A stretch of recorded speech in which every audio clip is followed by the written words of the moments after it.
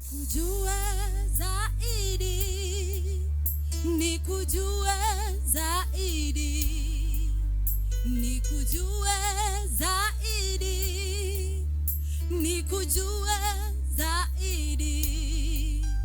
Shauku la moyo wangu nikujue, shauku la moyo wangu nikujue. Bless you, we worship you this morning. Holy and great is your name.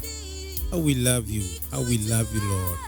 In everything, Lord, we exalt your holy name. Tunaliinua jina lako juu ya jambo lolote, Bwana. Tunasema wewe ni Mungu na hakuna mwingine kama wewe. Tukuka siku ya leo, tukuka asubuhi ya leo. Heshimika kwa utukufu wa jina lako. We bless you and we honor you.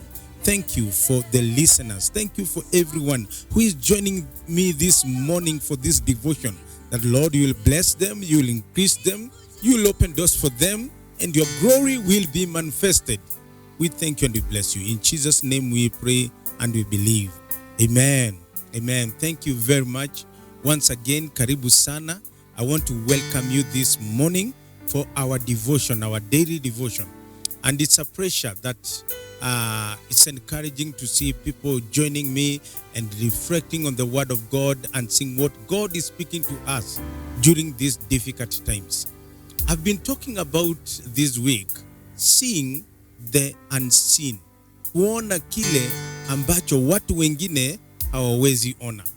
And my focal point or focal focus has been in the book of 2 Kings chapter 6, where the king of Aram had decided to go. Alikuwa ameamua kwenda kutafuta Elisha. And the Bible says that when the servant of Elisha woke up na akaona wale wanajeshi ambao wamezunguka na wanataka kuwapiga, akalia na akasema, tazama tumekuja kuvamiwa. But Elisha prayed to God na akasema, Bwana ninaomba ufungue macho yake ili akaweze kuona. Then Elisha, after the servant of Elisha alifunguka macho, he saw angels, he saw chariots, he saw an army of God protecting them. And I want to tell you, this week I've been praying one prayer for you, that God will open your eyes. Don't see what is happening, see what God is doing. Mungu ako na vitu ambavyo anafanya. And the things that God is doing, it's not being seen with our naked eyes. And today, I want to tell you another thing that we cannot see with our own naked eyes, but it's very present. It's very working in our lives. And this is also seen in the book of 2 Kings chapter 6. Chapter 6. Now, this is the God's providence. This is God's providence, God's provision, God's providence, and God's provision. We cannot see. This is what I call the invisible hand of God. Mkono wa Mungu ambao huonekani. Ukitetea watu wake, ukipeana chakula, ukifungua milango, na ukifanya mambo ya ajabu. Because God knows how to provide. The word providence from the Bible, I've been studying this word and I came to discover the word providence comes from the word provide, which has two words, pro and vide. Pro means forward. Provide means to see. So provide or providence means to see forward or to foresee.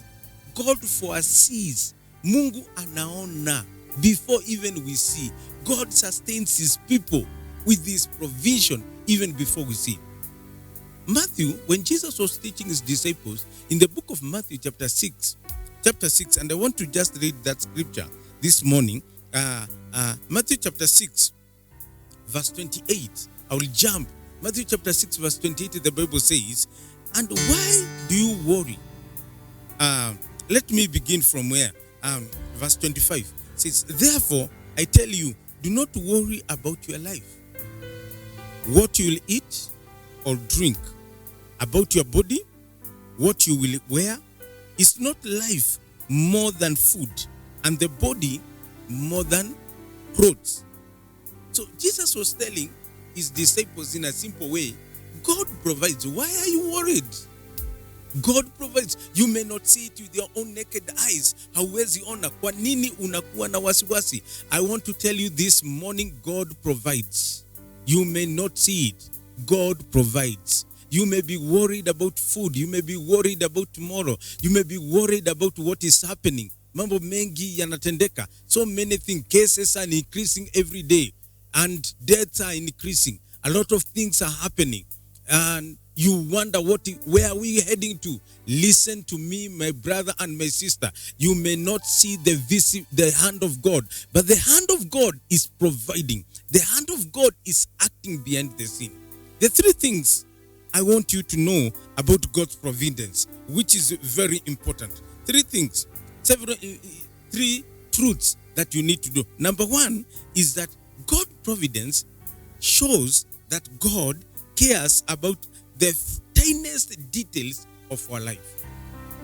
God is concerned about the small things, the food we eat, and also the big things. Big and small things. In fact, with God, there's no big or small. He knows the details ya kila kitu. So, God's providence means that God is concerned with every tiniest detail of your life.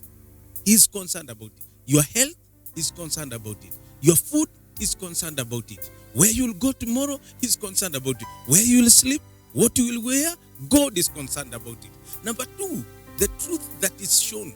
Another thing about God's providence is that God uses everything and wastes nothing.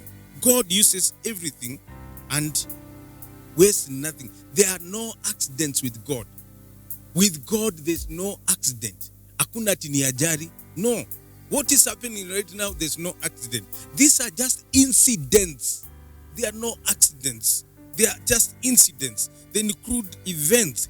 These include events that events that seem to us to be senseless, tragedies, all these kind of things. With God, there's no accidents. And I want to tell you, even what is happening is not an accident.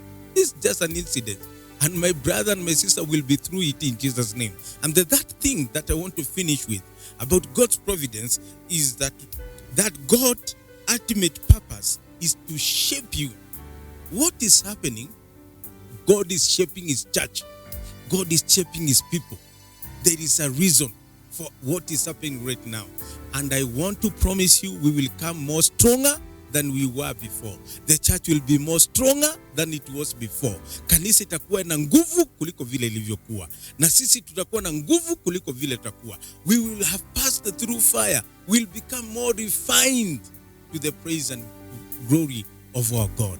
I want to finish by just encouraging you this morning that God provides.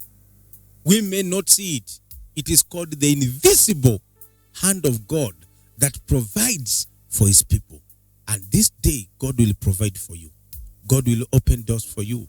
God will fight your battles. God knows everything that is going. And that's why Jesus asked, why should you worry? Brethren, we should not worry, but we should pray. May God walk with you this day. May God provide for you.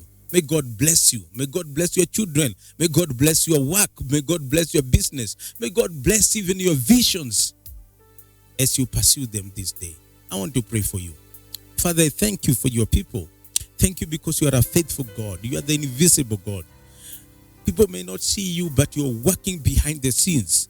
Even when we are worried, Lord, you know where our food will come from. You know where our clothing will come from. You know where we will sleep and lay our heads, Lord. And I pray for the people that are listening to me and they are disturbed in their hearts because they have been the sources of income have become lentless, Lord. I pray that, Lord, you will provide for them in Jesus' name. Fungua mkono wako Bwana na ukaweze kubariki watu wako kwa utukufu wa jina lako.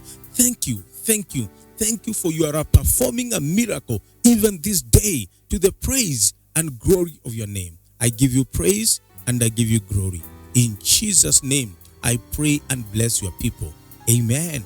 Thank you. Bwana kubariki. I love you and I'm praying for you. Thank you. Shalom. God bless you.